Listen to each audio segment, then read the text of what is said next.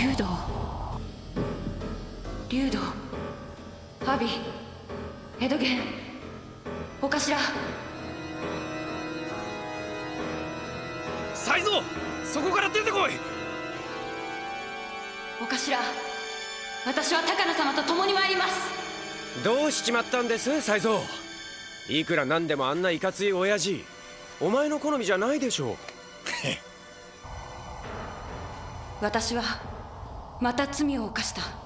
ああ、そうだ、赤猫だ。あの用意はその女が操っていた。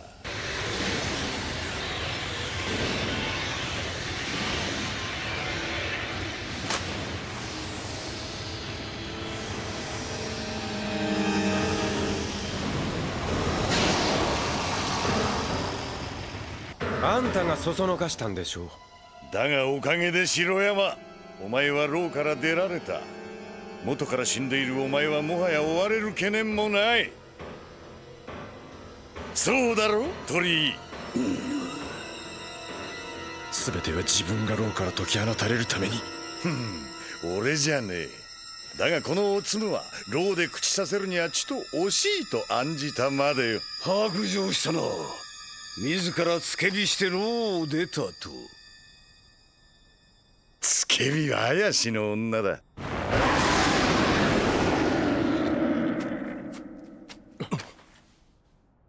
簡単なことだ。ですか。才蔵さんを引きずり出す。鳥居様、よろしいですな。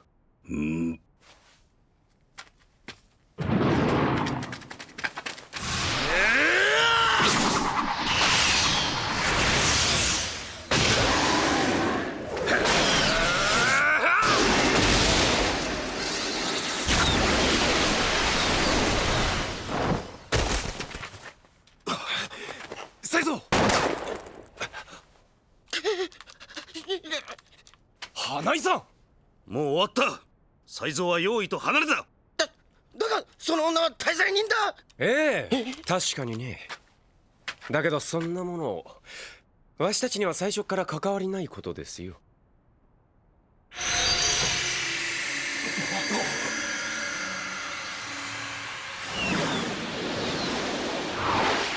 狐火か。だがなぜこんなにたくさん。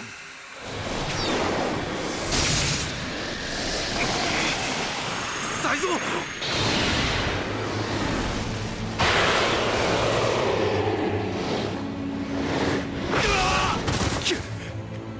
大丈夫ですか。どうやら間に合ったようだな。王子稲荷には江戸中の狐たちが集まるという、それが気配を感じてハッセ参じたのだ。完全に用意を支配しているということですか。林たちよ、城山よ、俺の敵はお前たちではない。そこにいる鳥居だ。異国と交わることを禁じ、異国を学ぶ者を忌み嫌う。国と人の命は比べ物になるのか。無論なる。その目を開かせてやるさ。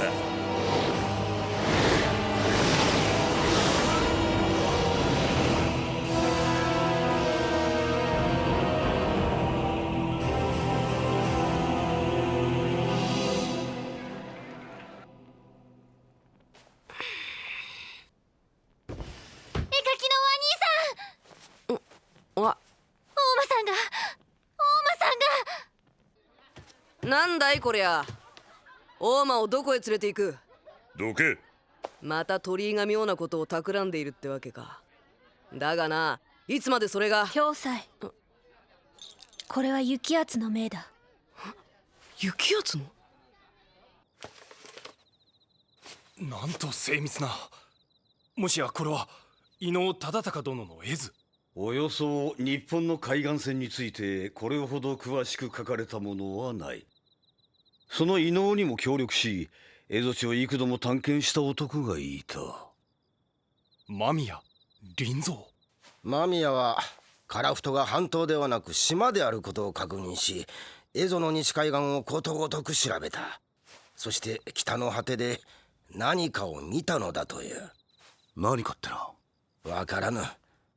だがその時から間宮は変わった。暗く人と交わらぬ軽快な性格になり、師匠であろうと友人であろうと平気で密告した。まるでこの世に見切りでもつけたように。元から人はそのようなものでありましょう。間宮が何を見たかは知らぬ。だが今年の初め、死期の迫った間宮はなぜか牢内の高野長英に手紙を残した。そこにはおおよそこの辺りの地理が記してあった。ここは古くから不眠三の民の類が住み着いておるという。高野先生はここを目指したと。もともと奴の成果は奥州水沢、母の元を目指すと見せかけ、その実蝦夷に渡る。それを追えというのだろう。言われるまでもない。どうせ今の俺たちはあんたの飼い犬も同然だ。才蔵の犯した罪は常ならば即火あぶりだ。だが高野を捕らえればそれを免じてやるというのだぞ。連れてまいりました。アトル。先ほど申した通り、この娘は本庄と花井が責任を持って預かる。アトルも今じゃ私らの連れだ。一人ぼっちはあんまりじゃありませんか。雪は高野は異界を求めている。お前たちと高野が手を組み、共に異界に消えてしまわぬという保証はない。人質か。それだけじゃないだろう。もしもの時は私を突き出して、全ては異国から渡ってきた術者の企みということにできる。察しがいいの。どうします雪安さん。別に私らがおとなしくしている必要はないんですよ。そうだな。俺たちが人暴れするのもいいが、それじゃ俺たちはもうこの江戸に居場所はなくなる。どうせ今でも追われる身だがな。それでも俺たちはここで生きると決めた。用意と戦い人を守る。もう一度そんな務めに戻る。そう決めたんだよな。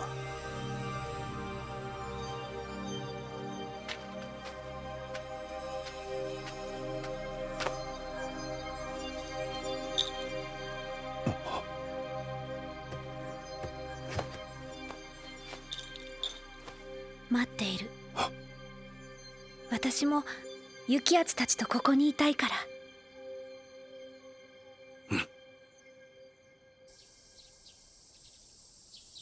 蝦夷に着くのは9月。涼しくて羨ましい。その頃まで鳥居の首がつながっていればいいがな。安倍や跡部もね、どっちが生き残っているやら。どうした？雪輪のやつどこに行った？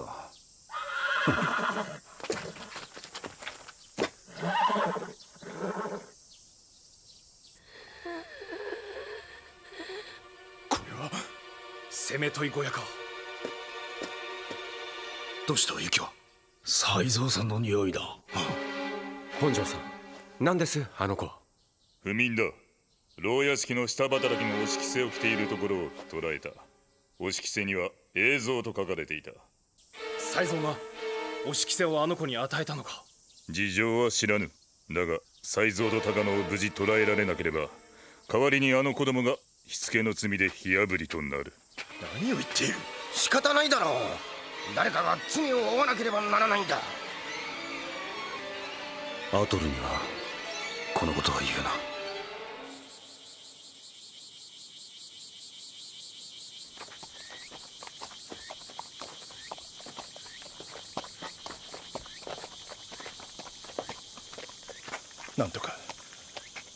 なんとか手はありませんかお頭。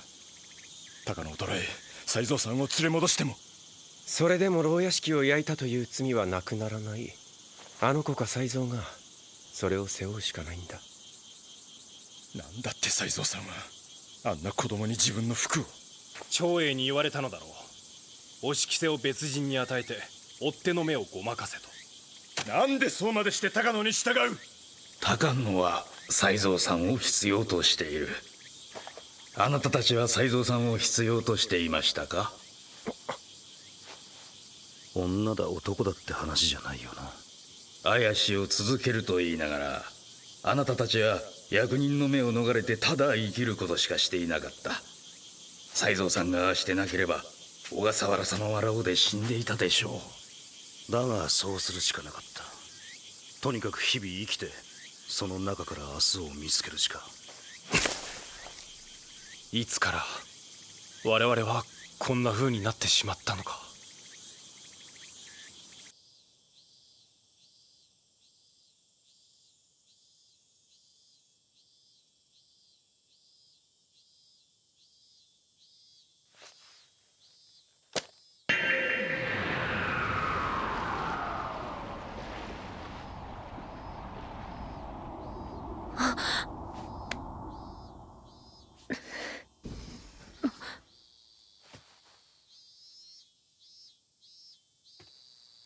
お奉行、評定所の呼び出しに応じられぬおつもりですか？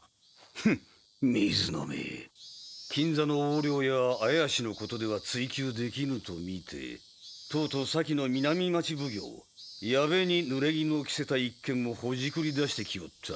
しばらくじらしてやるわ。しかしこのような時節に旅に出ては。お上には病の届けを出した。全てわしの思うままに動いていると綾氏も高野も知るまいよ。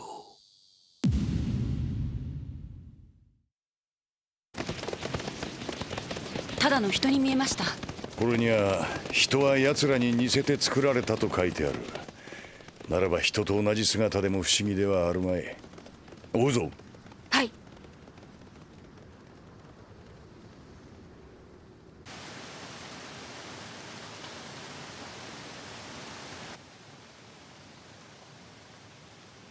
蝦夷地のこんな果てに神社か。松前藩の前からあった？いつからかはわからねえ。とにかくあんたたちの言う間宮、その間宮って人を案内したのはこの社だ。これを訪ねて若い女と男の二人連れが来たはずだ。わからねえ。知りたきゃ姫様に聞け。姫様とは？この白山神社に住んでらっしゃる。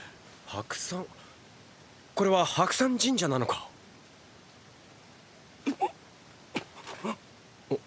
どうした？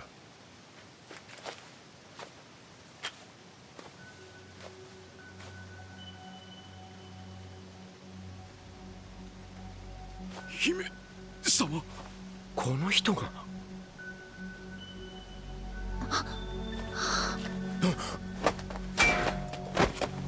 おい、あんた。触れちゃなんねえ。どういうことだ？姫様が汚れる。俺は知らね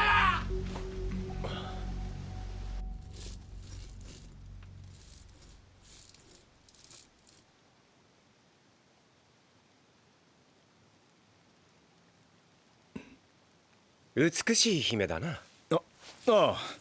だがなんでこんなところに姫なんだ？白山神社とは何か知ってますか？あちこちで聞く名前だな。確か祭神はイザナギとイザナミ、人と神々を生んだとされる神だ。そしてもう一人、菊里姫。菊里姫？私も少し古き事の文を読んでみたんですよ。菊里姫というのはイザナミが死んだことに耐えられなかったイザナギが死の世界で出会う神です。死の世界、つまり地獄とこちら側、現世を隔てている神でしてね。ただその役割は。その伝説に合わせて社に姫を置いているというわけか。気がついたか？怖がるな。俺はアビ。あっちにいるのは玄罰。あなたのお名前は？存じません。ここに来る者は皆姫と呼びます。国は？知り合いは近くに？誰もおりません。私はずっとここに一人で住まっております。一体なぜ？いつから？存じません。何も覚えておらぬのです。どうしたもんかね。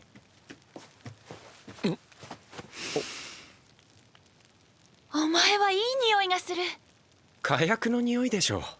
お前はとてもいいところに住んでいた。前島商店？そこはとても気持ちがいいところだ。その匂いがする。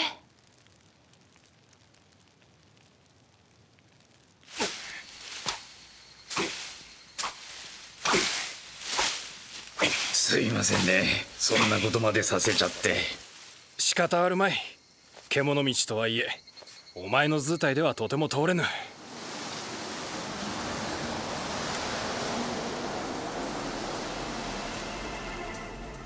この気配は。近いですね。行くか、久しぶりに。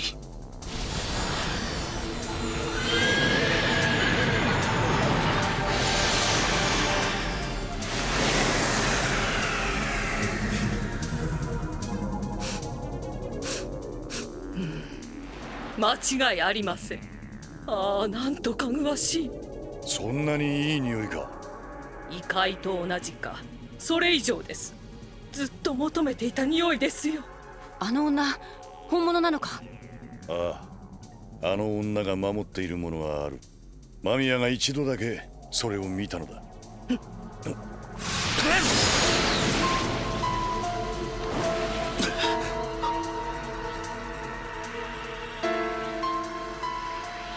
おお、綾神使いか。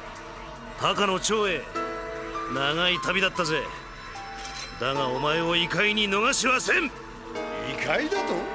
お前はこの国では自分の学問が許されぬと知った。だから異界に行きたいのだ。いや、俺はここにいる。才蔵、俺は女を探す。お前はそいつらを片付けろ。片付けろか。ずいぶん簡単に言ってくれる。逃すか。才蔵、竜道、あの人の邪魔をするな。なぜだ。私たちが助かるにはあの人に従うしかない。そうでなければ幕府も鳥居もいつかは私たちを押しつぶす。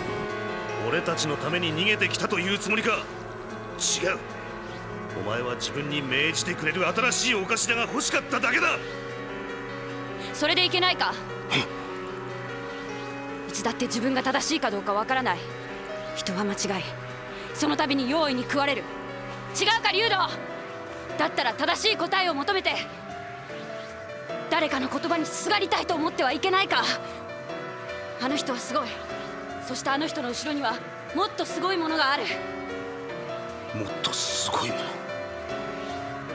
竜道、この世の誠を知りたいか。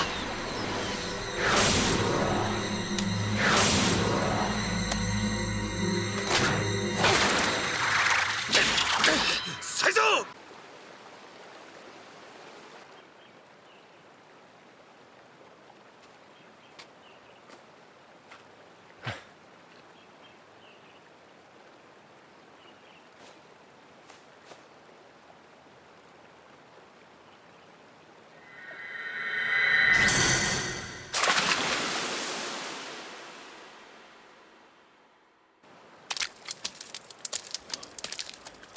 不思議な娘だな。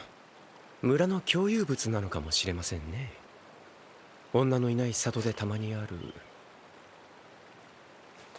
さらってきた娘を小屋に閉じ込め、若い男たちが毎晩。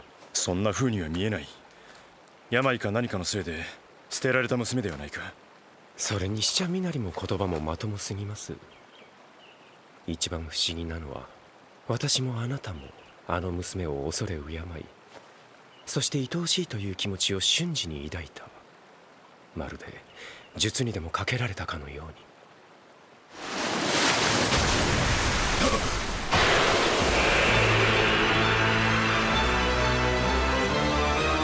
姫、死んでいただく。そうしなければ道は開かれないからな。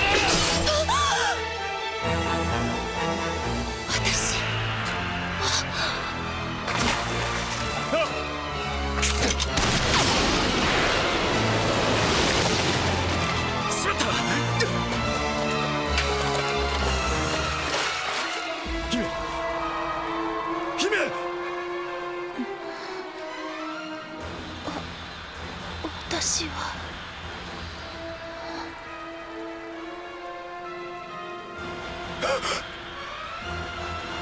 なぜ？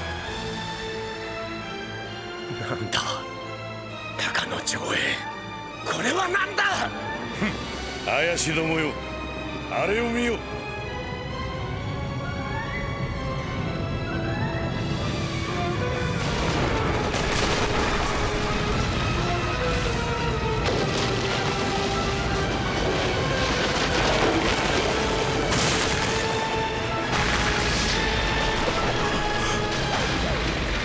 あれは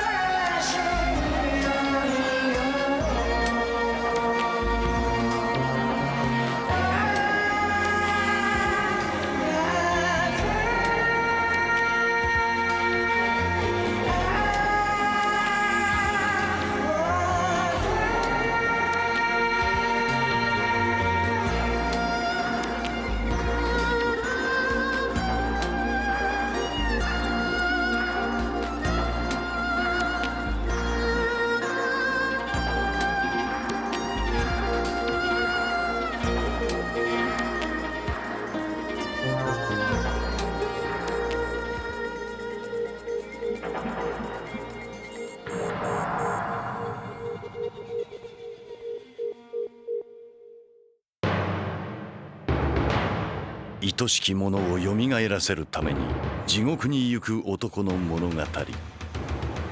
世界のどこにでもあるありふれた神話。怪し新曲5の極。